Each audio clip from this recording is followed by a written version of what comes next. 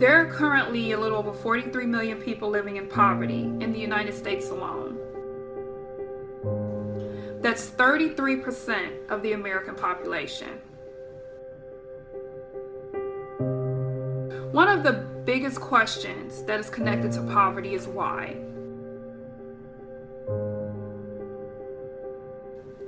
Why are they living in poverty? And why aren't they making better choices? The bigger question is poverty really a choice? Or is it a trap?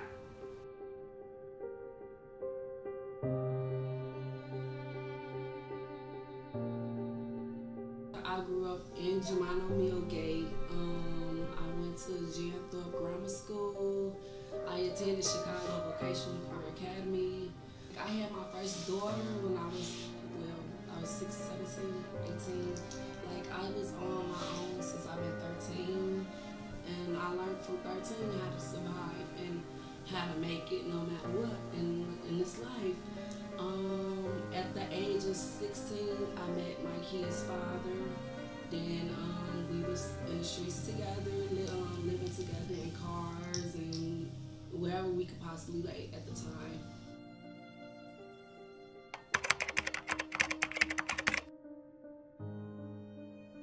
So when you work, do you have to pay for any type of child care? I still actually have to pay for child care. It's not as much. Like her co-payment is $17.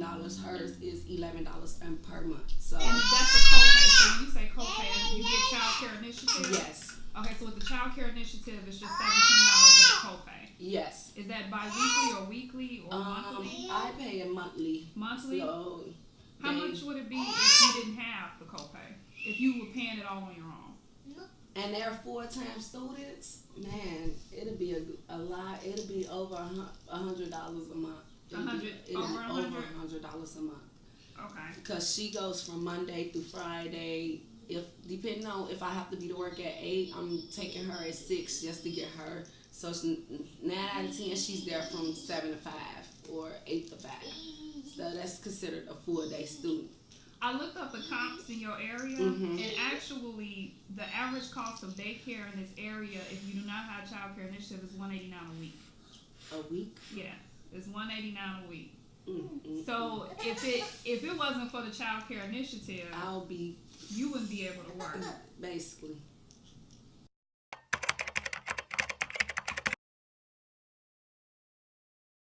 Now you work full time, right? Yes.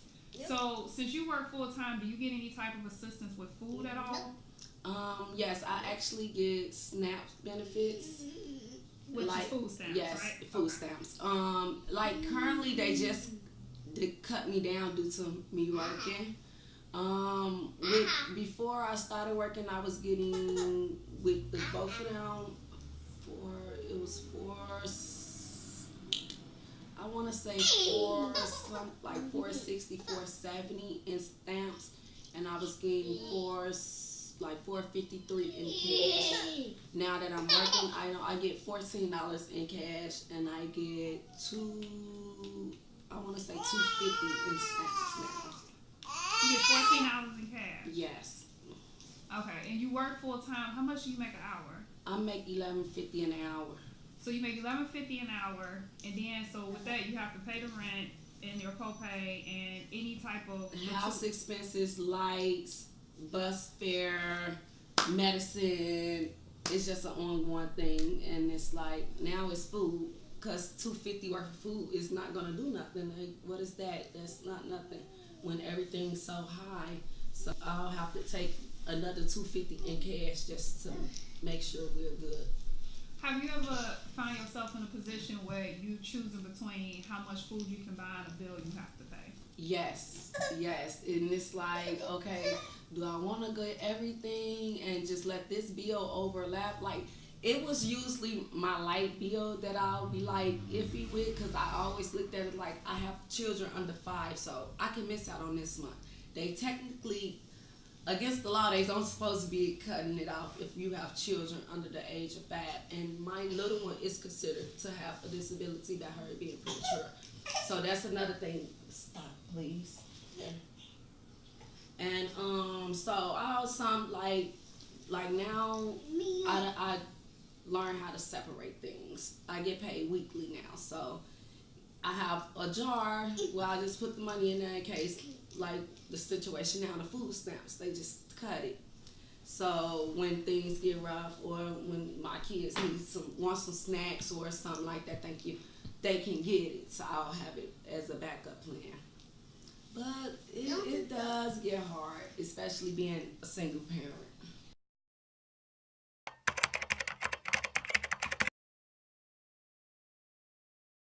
When you do find a job, how do you typically find one that you feel that could pay enough for you and your family to survive, that's within the vicinity of where you live, or do you find that you have to travel pretty far for that? I have to travel.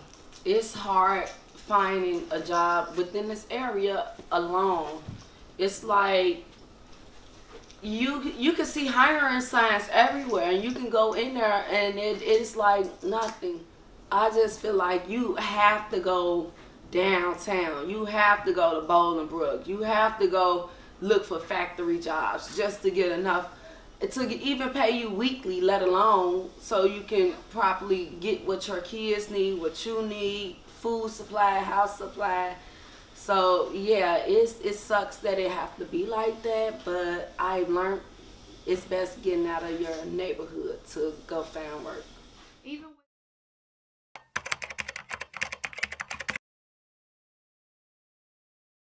Even with the people in the area that are bilingual, do you think that with the income of what they offer is enough for someone to survive off of without any type of public housing? No.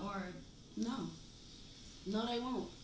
What they're gonna survive, like the government thinks it's okay for us to live check to check. That's not okay. That's not like. And then you're not giving us enough to live check to check. You giving us enough to pay these bills, and you got $10 left out of a whole check.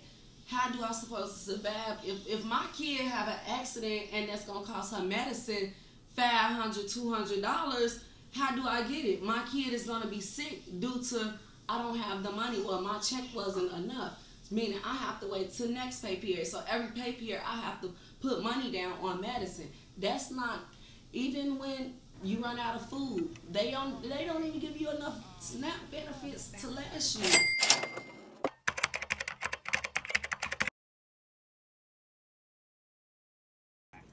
Throughout the month, like they think they do, but they don't. Then they try to control. Oh, you can't buy this, you can't buy that.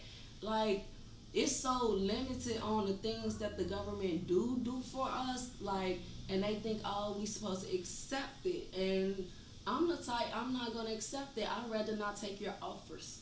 I'd rather do for myself, build my name up where me and my kids will be good. Even if something happened to me, Lord forbid, my kids will always be good. And they will understand the government is not for them. They need to make it on their own. They need to get out here, focus, and get things together. When I think of poverty, I think of primarily three aspects of a person's life that it affects: where they live, how they live, and what they eat. She is Exhibit A. I'll be Exhibit B. I'll pull myself out of past circumstances to get to where I am. But is it fair for me to point a finger at her and say, I did it, now you get up, you do it? Everyone doesn't have the same circumstances.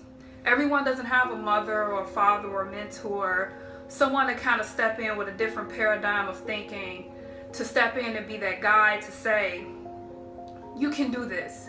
You can do anything you put your mind to. It is so much more out there than what you see around you. You got this. Did you know that this is an option? Did you know that that's an option? Did you know you can go about it this way? You'd be amazed at how much that type of affirmation shapes you throughout your life. And for those that have grown up with it, they kind of look at it as automatic. But without that guidance, without that movement, What is shaping a person to become an adult? There are people that are living based on inherited decisions. They're living based on the generation that raised them and the generation that raised them beforehand. When you're living in poverty, depending on your mindset, that's all you know. That's all everyone in your environment knows. So anything that is given while in poverty is looked at as empowerment. There are people who really believe, because of their generational tradition, that all there is to life is you get older, you have children, you get public assistance, you win the lottery if you get public housing, and then you retire eventually from life. A lot of people think this is automatic because it's all they've ever seen. And their surroundings, this is all they've ever known.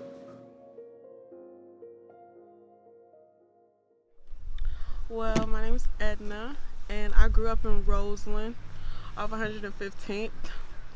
I'm 21 years old, and right now I work at UPS, and I'm using their scholarship program to go to South Suburban College.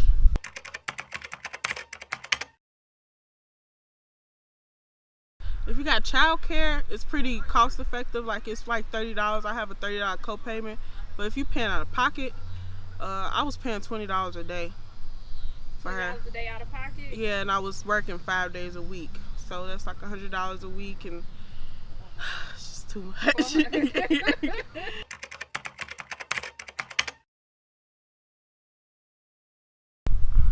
I think I wouldn't have been able to work, because if I'm barely making enough to cover daycare and then I'm trying to get there, that would be impossible, you know? And right now it's hard, but it's way better than what it used to be, you know?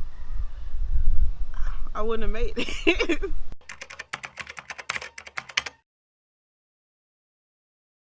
The good thing about my job, about my daycare situation is it's my mom.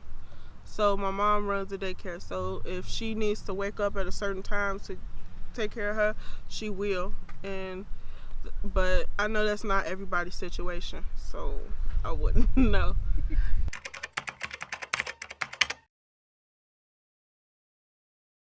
Yeah, but right now I rely on it because it's just, I do. Like, I need it. I need Link. Because I can't afford groceries. I can't afford to make sure she has everything she needs, and bus fare and daycare. Even though it's $30, that's still something I gotta budget in, and a phone, you know, and making sure I have everything I need, and I'll get put at the bottom of the list. So it's just, yeah, like, I need it.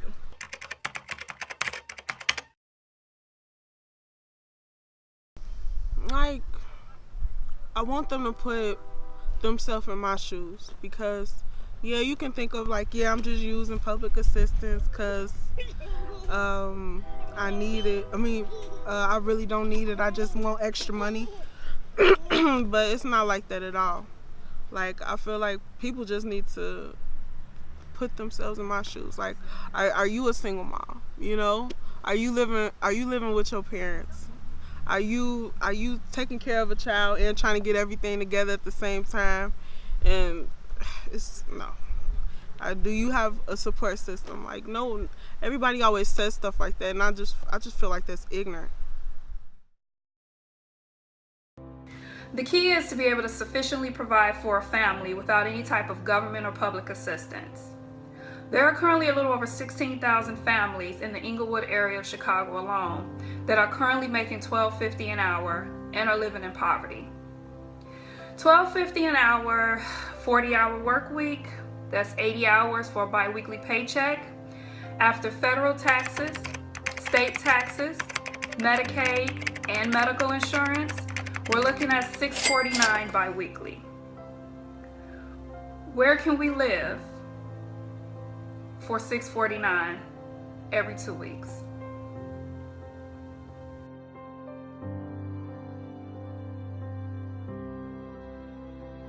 Where can we live for $6.49 every 2 weeks? What can I expect the neighborhood to be? How much would my family's safety cost to insure it? What would a decent education cost? Can I afford a safe place to live and a decent education for me and my children off $6.49 every 2 weeks?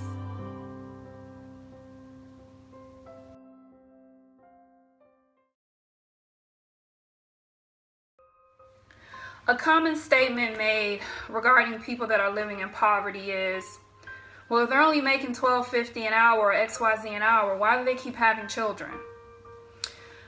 This stereotype is often based on the assumption that if someone is in poverty or struggling, that they must be single, or they must represent that stereotype of the woman who continuously has children without any type of support system. So for the sake of this experiment, let's double the wage. Let's double the $12.50 an hour as though 2 people are living in a home. Now, any type of government or public assistance you're receiving is gone. And now you have bills thrown into the equation you didn't have to worry about before. So you're right back to square one, living check to check, hand to mouth. Now you have childcare you have to provide for because there's no childcare assistance. The average child care in the inner city alone is $186 a week, and that's being generous. Now you have medical insurance that you have to pay for both of you and a family.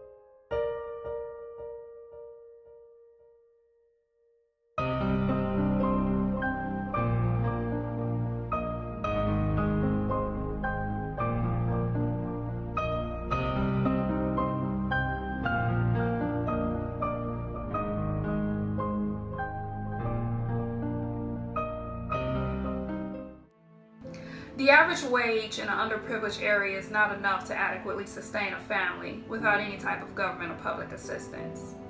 You gotta travel for that kind of luxury. When you drive through any underprivileged area, every block pretty much looks the same. You're gonna pass a lot of abandoned buildings.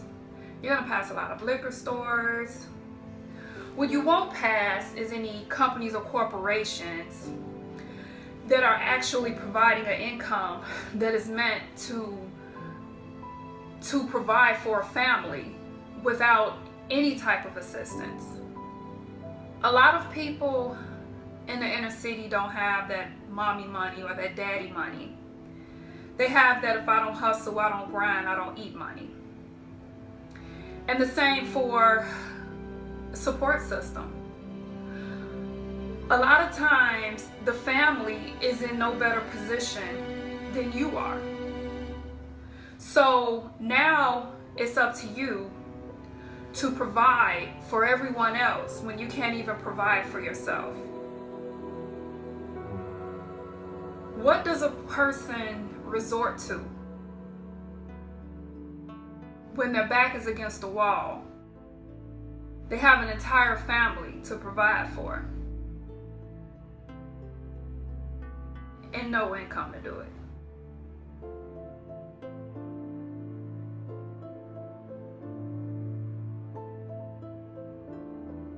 Now, we've jumped straight from finding a place to stay off of $649 bi-weekly with the assumption that we'll just take $300 from each check in order to pay rent on time. What we haven't done is done anything else. We haven't paid any type of light bill. We haven't bought food. After a light bill is paid and you buy a bus pass to actually get around back and forth to work, and toiletries around the house, you're looking at a budget of approximately $60 to last for 2 weeks for 3 people for food. What can a person buy with a $60 budget to feed 3 people that'll last 2 weeks if they don't have any type of food stamp assistance?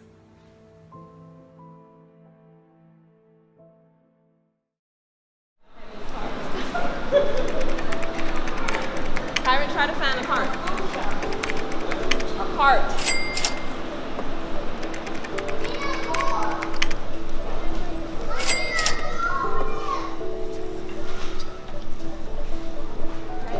Come at me. Ah. I don't think we can afford any yogurt. Guess we gotta move out.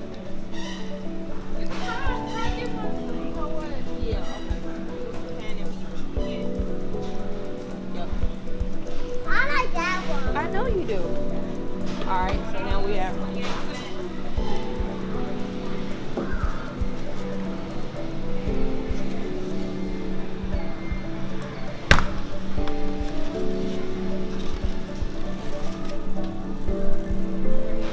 Yep. So I got up to like what, 558.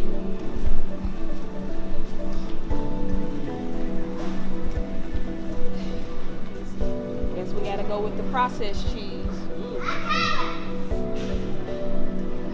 Even that is expensive. Oh, you know what? Just get one of these. 222. 2 weeks. Yeah.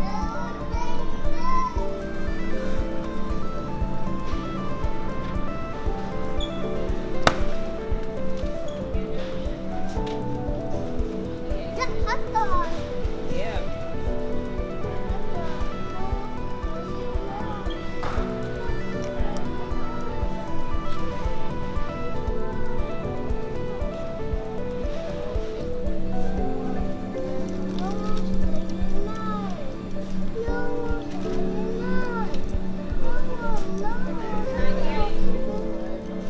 Make up for dinner.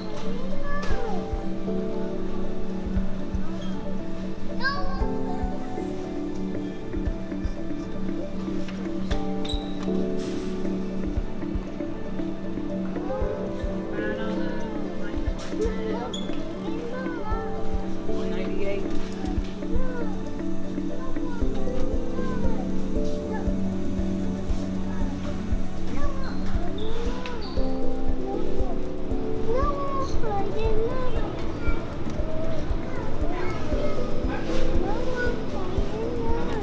$6.17.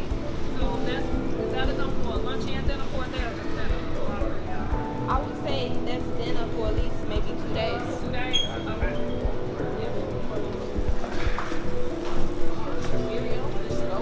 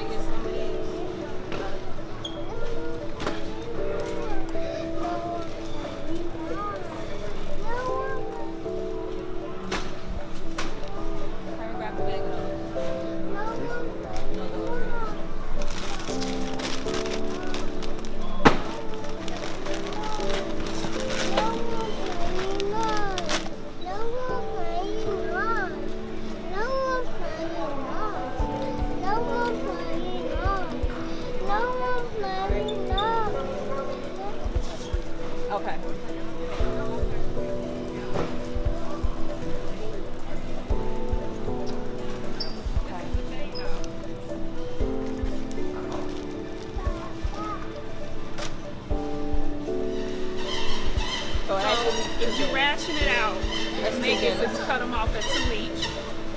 Even if you did that, that's just 3 days worth of food. Yep. Then this will last us maybe 2 days. Make it strip. We got enough to throw a loaf of bread in there? You throw a loaf of bread in now, When we get up to the checkout, we don't have enough, so I'm going back. If I have to eliminate something, it'll probably be the yogurt. and the thing is, even with that, this is just enough for 3 days. You gotta make it to next check. You gotta make it 2 weeks. We're gonna be eating That's cereal. You're gonna have to end up for feeding them dinner. cereal for dinner a couple nights just to make it. Even if you do that, Oatmeal. We're gonna have oatmeal for dinner. that'll stretch you a week. Maybe. Some days we won't eat. Unless you go to a food pantry. Yep. Let's try and get the bread. All right.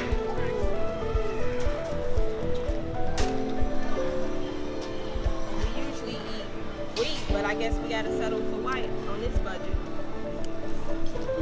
which is $1.08. White bread is cheaper. Yep. Then the wheat bread. White bread is still wheat bread. The wheat bread is a whole. Wheat bread is healthier. That's it.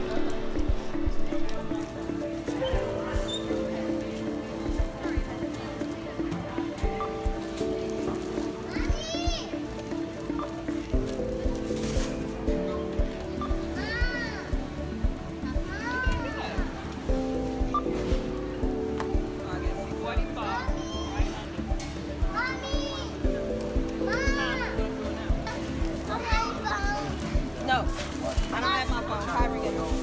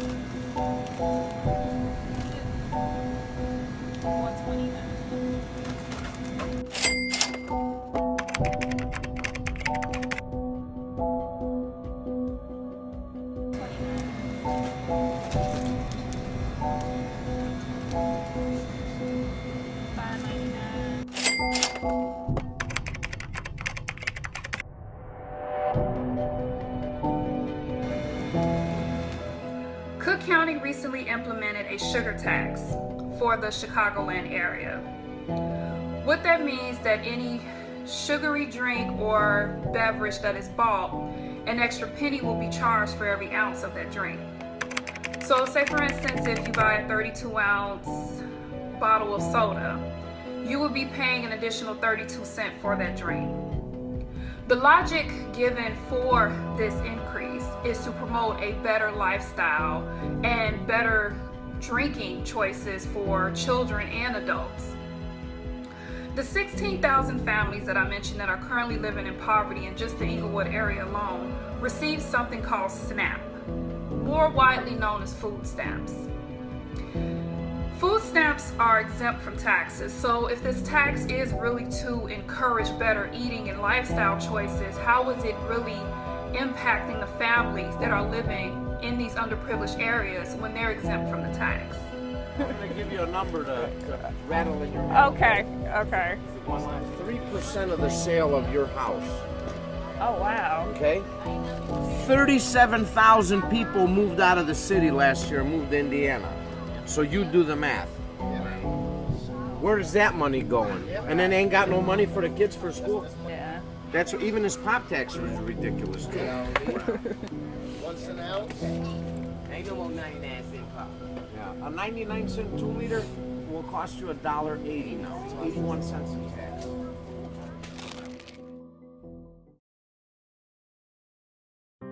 There are parents that put their kids to bed hungry every night. Send their kids off to school hungry every morning, consoling them by saying, you can eat when you get to school.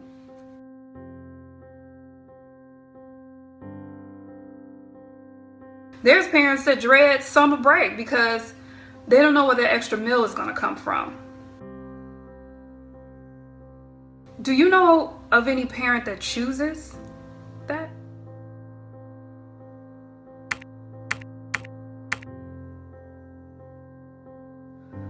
How does a person go about changing their life given their economic and educational resources? The how is a huge factor because so many people are offering what someone should do. You should do this and you should do that. You shouldn't be doing this and you shouldn't be doing that. But nobody's really offering the how.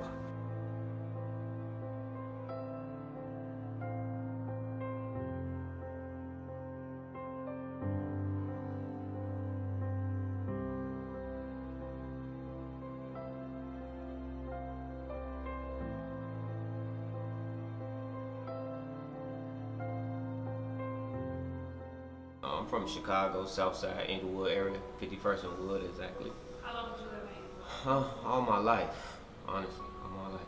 When did you move from Inglewood? To be honest, ran into some run-ins, and actually moved out of South Suburbs, 2013. So was it the actual area that made you have to leave? Was it some situations that you had there based on what goes on in Chicago and forced you to move?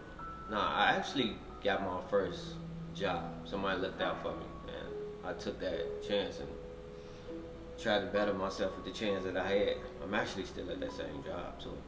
Do you have your own place? Yeah, I actually bought some property out there in South Suburbs as well. So you completely, sufficiently, you take care of yourself without any type of assistance at all? Yeah, no assistance. How do you think is the best way that you package that to be able to do that? What is everything you do to be able to sufficiently provide for yourself and the life that you build? It's hard work. Right? You just can't make excuses for the situation you are in, period. It's not no way saying that you're gonna make it out, but it's worth the try. So if you wake up every morning and put everything you got, in the 24 hours you do have, you can make something happen. It's a sad story how I actually got out from when I was trapped. I actually lost my nephew to the streets.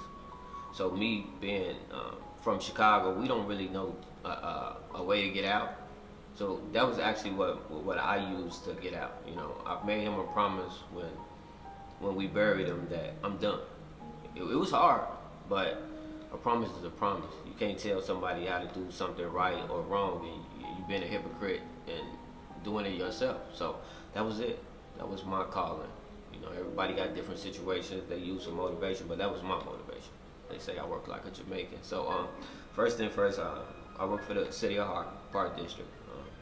That's the part-time job. Directly after that, we go personal train here. Entrepreneur, clothing line, meal prep, and I now teach stocks.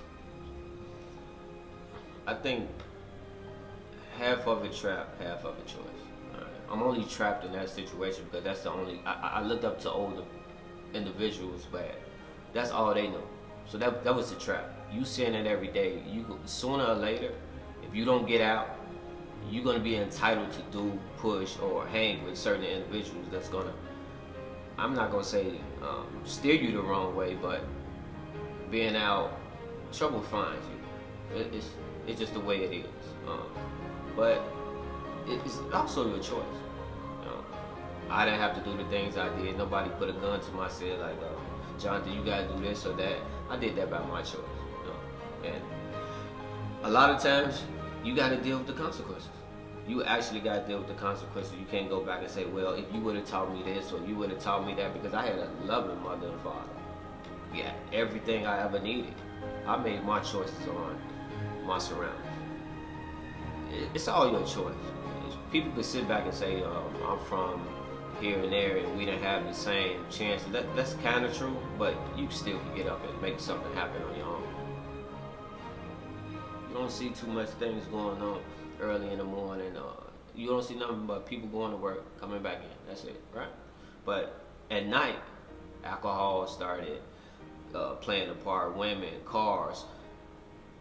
Growing up where I'm from, you looked up to who had the most of that stuff. You know what I mean? So as a kid, you wanted to. You want to be the guy that everybody be like, oh, he's getting this or he's getting that. You know what I mean?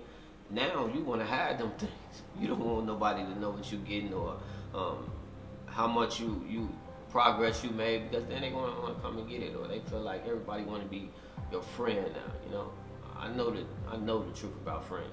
You really don't have too many friends. Poverty is not a single person's issue. It's not a racial issue. It's not an issue that's geared towards a specific group of people only. It's universal. And when you look at high crime areas, high poverty areas, and underprivileged neighborhoods, you're going to see a lot of inherited circumstances. You're going to see the same poor education system, poor economic resources that are being handed down and recycled to the next generation that are born into these circumstances. The key is to uncover ways to make poverty not be viewed as a choice, but determine ways to prevent it from being a trap for the new generation that's born into it.